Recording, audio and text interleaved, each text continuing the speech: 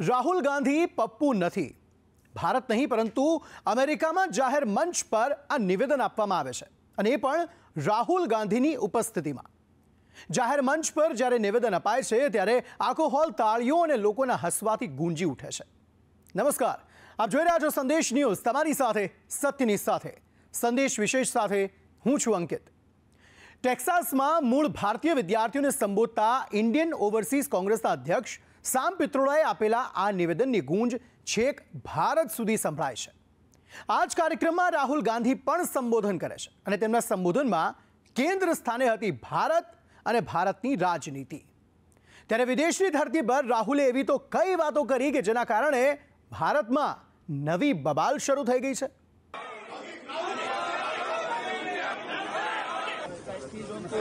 Rahul Gandhi's agenda is to really address some of these larger issues. I must tell you, he is no pappu. The people of India who realized that we are not going to accept an attack on our constitution.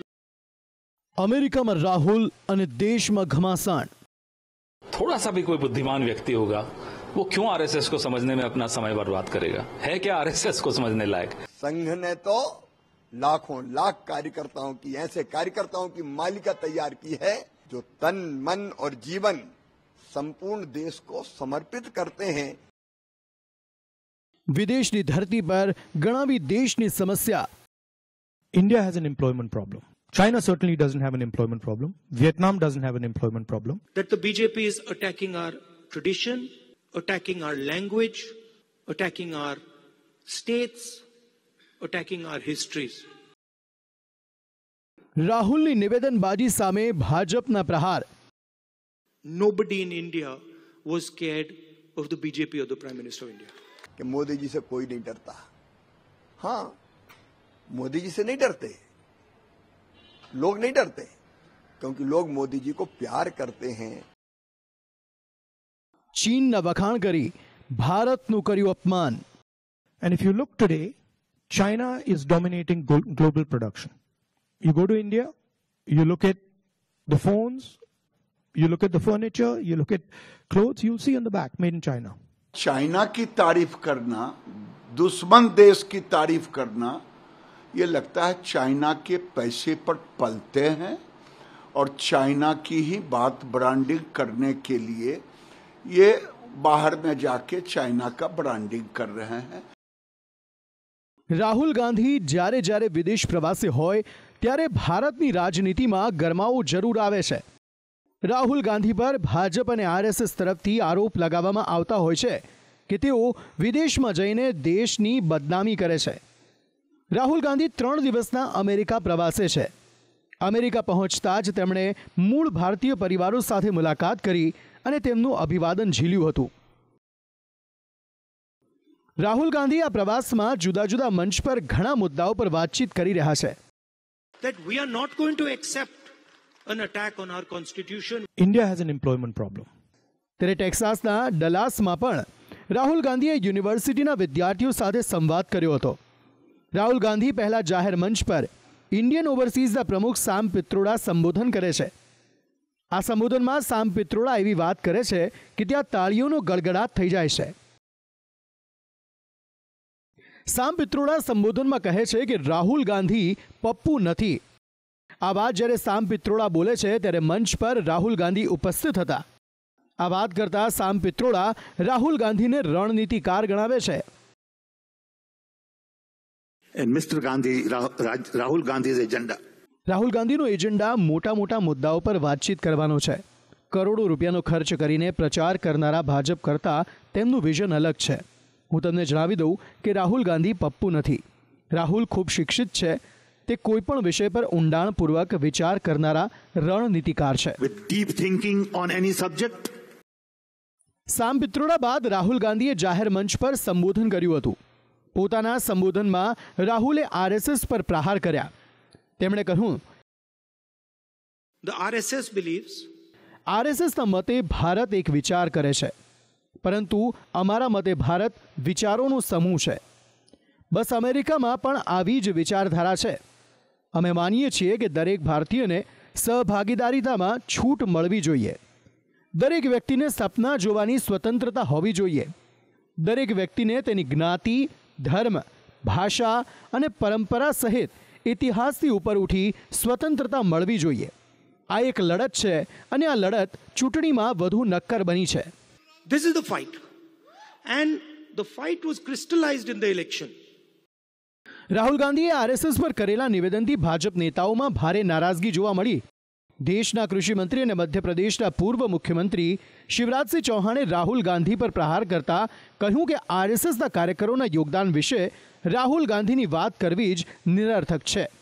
Bhajap નેતા ગિરિરાજ સિંહે પણ રાહુલ ગાંધીના RSS પરના નિવેદનને વખોડ્યું. તેમણે તો રાહુલ ગાંધીને દેશદ્રોહી ગણાવી દીધા.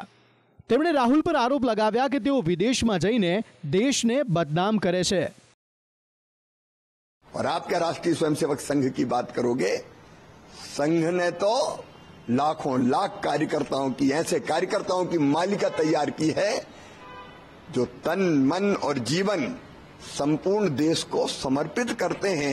एक एक क्षण केवल देश के लिए जीने वाले संघ के स्वयंसेवक अपने आप को खपाकर वो देश बनाते हैं. को नहीं मालूम है आरएसएस जब इनकी दादी 71 का पाकिस्तान से लड़ाई था, उस समय आरएसएस की भूमिका दादी से जाकर के अब ऊपर जाके पूछने का कोई टेक्नोलॉजी हो तो जाके पूछें या इतिहास के पन्नों में देखें. आरएसएस को जानने के लिए राहुल गांधी को कई जन्म लेना पड़ेगा. देशद्रोही कोई आरएसएस को नहीं जान सकता. जो बाहर में जाकर के देश की निंदा करे वो आरएसएस को नहीं जान सकता. राहुल गांधी लगता है भारत को बदनाम करने के लिए ही विदेश जाते हैं. कौन थोड़ा सा भी कोई बुद्धिमान व्यक्ति होगा वो क्यों आरएसएस को समझने में अपना समय बर्बाद करेगा? है क्या आरएसएस को समझने लायक? 100 साल का इतिहास उनका देख लीजिए तो एक खोखला इतिहास है जिसमें खोखली बातें की हैं, देश के विरोध में काम किया है, देश के खिलाफ षड्यंत्र रचा है, अंग्रेजों के साथ मिलकर काम किया है. ऐसी संस्था जो अपने आप को रजिस्टर नहीं कराने की हिम्मत रखती, जो अपना मेंबरशिप रजिस्टर सार्वजनिक नहीं करती, जो अपने अकाउंट सार्वजनिक नहीं करती, उसको समझना या जानने में समय कोई अपना जाया नहीं करेगा. રાહુલ ગાંધીએ વિદ્યાર્થીઓ સાથેના સંવાદમાં દેશની અર્થવ્યવસ્થા, ઉત્પાદન ક્ષમતા અને બેરોજગારી મુદ્દે પણ સવાલ ઉઠાવ્યા. આ વાત તેમણે ચીનનું ઉદાહરણ આપીને કહી હતી. તેમણે કહ્યું હતું China is dominating global production. કે આજે વૈશ્વિક ઉત્પાદનમાં ચીનનું પ્રભુત્વ છે. આવું કેમ થયું? પશ્ચિમ અમેરિકા, યુરોપ અને ભારતે ઉત્પાદનનો ખ્યાલ પડતો મૂક્યો અને પોતાનું ઉત્પાદન ચીનને સોંપી દીધું. ઉત્પાદનને કારણે રોજગારીનું સર્જન થાય છે. ભારતે ઉત્પાદન અને સંચાલનની કામગીરી અંગે વિચારવું જ પડશે. જો ભારત એમ કહે કે મેન્યુફેક્ચરિંગ કે ઉત્પાદન પર ચીન, વિયેતનામ કે બાંગ્લાદેશનો એકાધિકાર થઈ રહ્યો છે તો આ વાત સ્વીકાર્ય નથી. બાંગ્લાદેશ ટેક્સટાઇલમાં આપણને હંફાવી રહ્યું છે.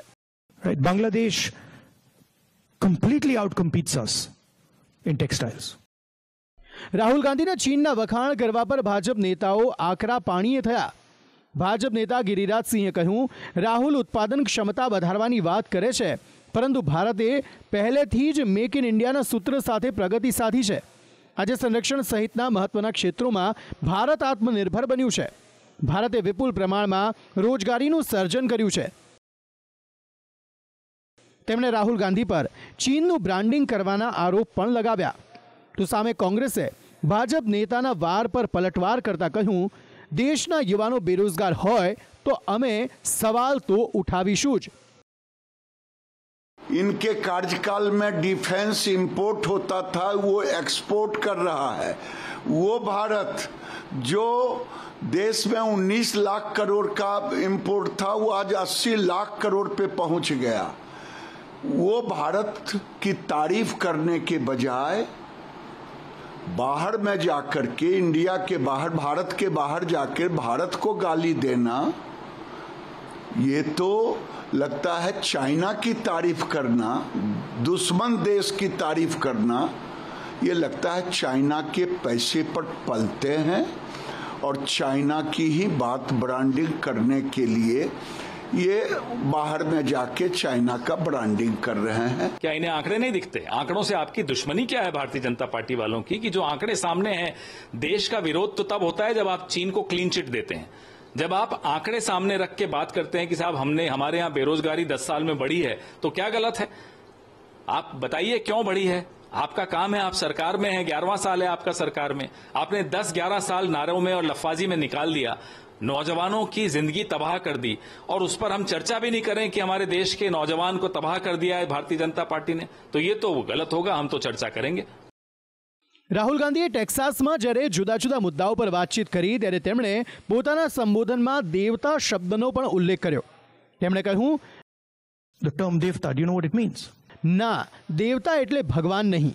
દેવતા એટલે કે એવું વ્યક્તિત્વ જે અંદરથી જેવું છે તેવું જ બહાર છે.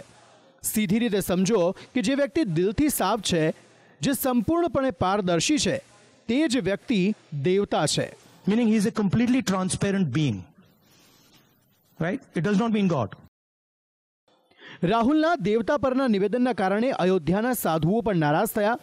તેમણે રાહુલ ગાંધીના નિવેદનને સનાતન વિરોધી ગણાવ્યું હતું.